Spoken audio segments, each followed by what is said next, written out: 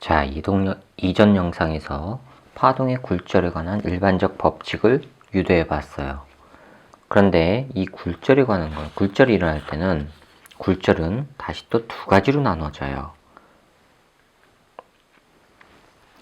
이게 바로 꺾이는 정도라고 한다 그랬죠. 한 개의 매질에서 다른 매질로 들어갈 때의 꺾이는 정도, 그게 바로 굴절률이라고 하는 거예요. 굴절률인데 한 개의 매질에 대한 다른 매질의 굴절률이다 해서 이거를 상대 굴절률이라고 해요.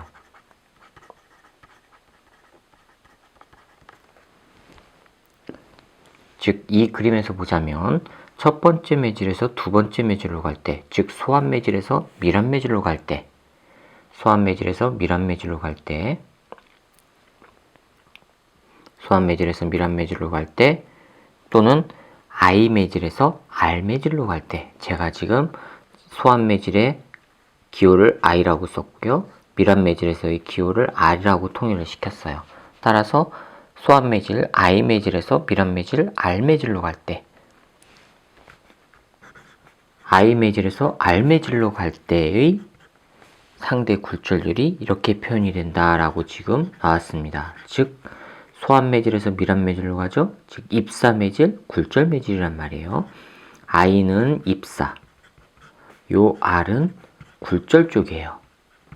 그렇죠? 그랬을 때 표현이 어떻게 됐어요? 분자가 입사 매질에서의 입사각, 사인 입사각, 분모가 굴절 매질에서의 사인 굴절각이에요.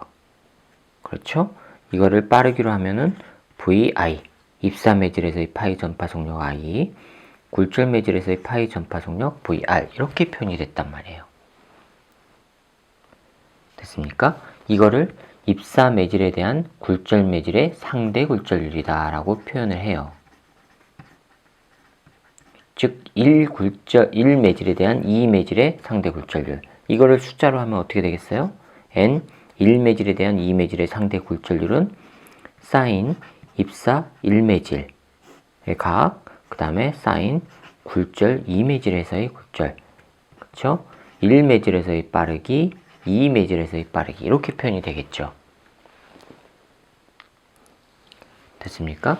아마 여러분들이 이거에 익숙할 거예요. 숫자로 된 거. 1매질에 대한 2매질의 상대 굴절률, 이렇게 한다라고 배웠어요. 그렇죠? 이게 나온 이유가 바로 피타고라스 정리 이용한 거예요. 삼각형의 직각삼각형의 특징을 이용한 겁니다. 그러면 직각삼각형 다시 한번 보세요. 요 매질이 진행해 오다가, 요 파면이 진행해 오다가 똑같은 시간 동안에 요만큼 와서 B 프라임에 도달을 했어요. 그러면 같은 시간 동안에 얘는 조금밖에 못 간단 말이에요. 밀환 매질이니까. 그럼 이만큼 갔다고 치세요. 조금밖에 못 가니까 이 도달한 면에서부터 그 다음 요 2매질에서 이동한 거리, 요거와 1매질에서 이동한 거리, 요거는 같을 수가 없단 말이에요. 그쵸? 그럼 여기에서 간 거리와 여기에서 간 거리의 끝부분을 이어주면 이렇게 돼요. 이게 파면이에요. 이 파면과 항상 진행 방향은 직각이라고 그랬죠. 파면과 직각되게끔 그림을 그리면 이렇게 나와요. 그래서 이 각도가 요 각도보다 작아지는 거예요. 즉 소환 매질에서의 입사각은 밀환 매질에서의 입사각보다 항상 커요. 되셨죠? 자, 그러면 요게 직각삼각형이에요. 각 B가 90도인 직각삼각형. 됐습니까? 그럼 요 각도 더하기 요 각도는 90도죠. 마찬가지로 이 각도 더하기 요 각도도 90도예요. 그럼 이게 공통이니까 요 각과 요 각은 같단 말이에요. 그게 바로 입사각이에요. 요게 입사각이 된다는 얘기예요.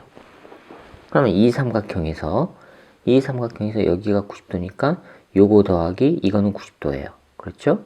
그러면 이거 더하기 이것도 90도죠. 그럼 이게 공통이니까 요 각과 요 각은 같아져서 이게 굴절각이 되는 거예요. 그럼 삼각형 A, B, B', 요 삼각형은 각 B가 90도인 직각삼각형. 그렇죠? 삼각형 B', A', A는 각 A'이 90도인 직각삼각형. 그렇죠? 자, 직각삼각형에서 이제 사인 해봅시다. 사인 세타 I는, 세타 I 요거는 빗변분의 높이. 그래서 선분 A, B 프라임분의 BB 프라임 나오죠. 마찬가지로 여기서도요. 사인 세타 R은요. 빗변분의 높이. 그래서 이렇게 나와요. 그렇죠? 근데 이 길이가 얼마예요? VIT. 그래서 집어넣었어요.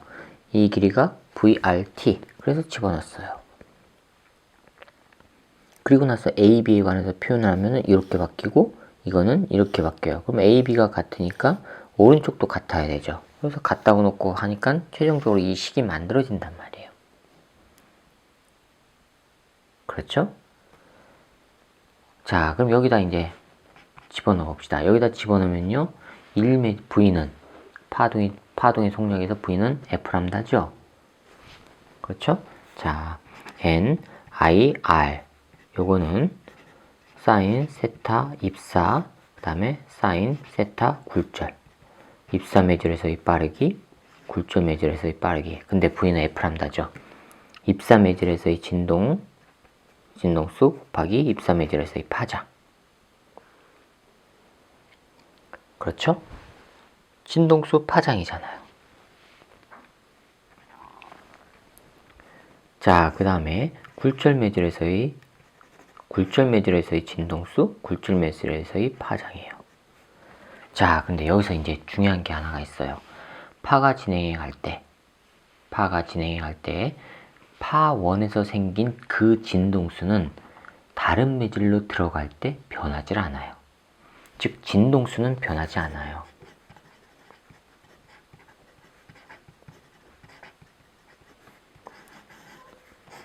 한 개 파원에서 만들어낸 파의 진동수는 다른 매질로 들어가더라도 변하지가 않습니다. 그래서 FI와 FR은 같아요. 진동수는 변하지 않으니까.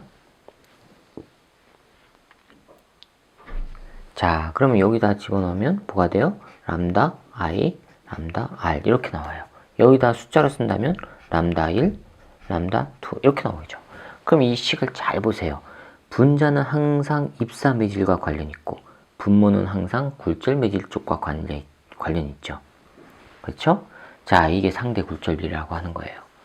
이거를 갖다가 절대 굴절비를 표현하면 이렇게 바뀐다는 걸 아마 배웠을 거예요. 숫자로 하면요. N2가 되고 N1이 된다고. 이렇게 바뀐다고 배웠을 거예요. 그럼 이건 왜 바뀌느냐? 자, 이거는 절대 굴절률과 관련이 있습니다. 지금까지 한 거는요. 1매질에 대한 2매질의 상대 굴절률, 즉 입사 매질에 대한 굴절 매질의 상대 굴절률을 그 굴절률의 비율값을 상대 굴절이라고 한다고 했습니다. 그래서 이렇게 나왔어요. 그러면 요거 자체는 뭐냐? 이건 절대 굴절률이에요. 그래서 이 굴절률을 표현하는 방법에는 상대 굴절률과 절대 굴절률 이 두 가지가 있단 말이에요. 이 절대 굴절률은 바로 뭐냐? 절대 굴절률은요. 진공 상태에서의 빛의 속력에 대한 어떤 매질 속에서의 빛의 속력의 비율값을 말해요. 이 절대 굴절률은요. 진공 속에서 빛의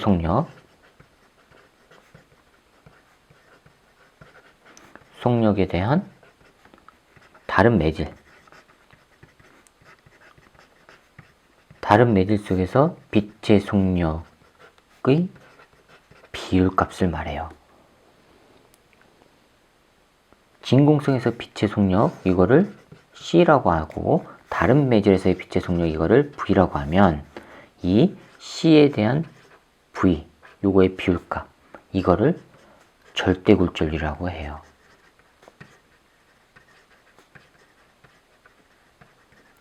자, 그럼 생각해 봅시다. 빛의 속력이 가장 빠른 경우는 어디를 지나갈 때죠? 진공 상태죠. 즉, 이 값은 항상 V값보다 크단 말이에요. 됐습니까? 항상 커요. 따라서 이 절대 굴절률이 1이 되는 경우는요, 분모 분자가 같을 때죠. 됐습니까? 그러면 그 이외에는 절대 굴절률은 항상 어떻게 돼요? 항상 1보다 커야 되죠. 이게 느리니까.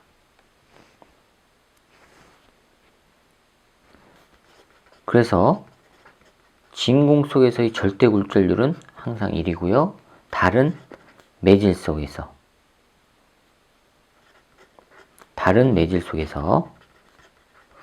매질 속 절대 굴절률은 항상 1보다 커요. 분모가 작은 값이 나오니까. 구분이 되셨어요? 자, 그러면 왜 이 식이 이렇게 나오나 봅시다. 1매질에 대한 2매질의 절대 굴절률이에요. 그렇죠? 자, 그럼 식을 이어서 할게요. 요 식이 어떻게 해서 이렇게 위아래가 바뀌는가 보는 겁니다. 자, 그럼 봅시다. 1매질, 첫 번째 매질의 절대 굴절률은 어떻게 구해요?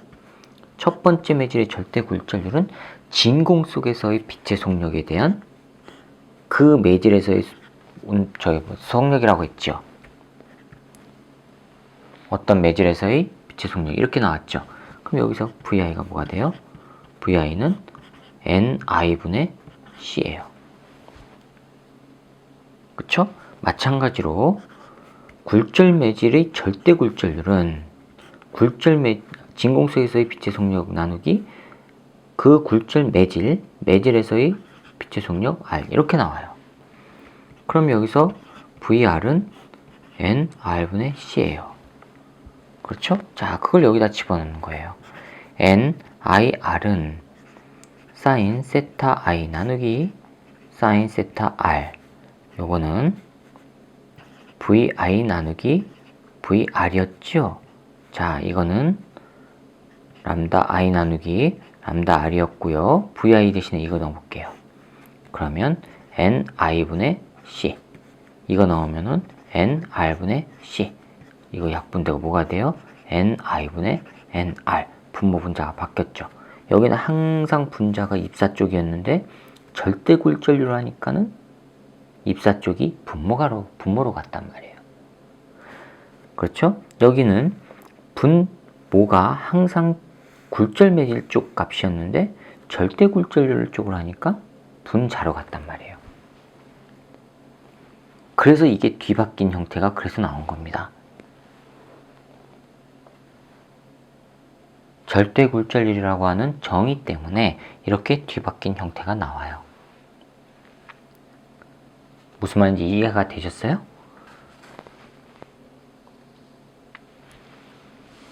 자, 그래서 여러분들은 이 굴절, 즉 소환매질에서 밀합매질로 갈 때의 특징이 뭐냐? 항상 굴절각이 입사각보다 작다라는 사실을 염두에 두셔야 돼요.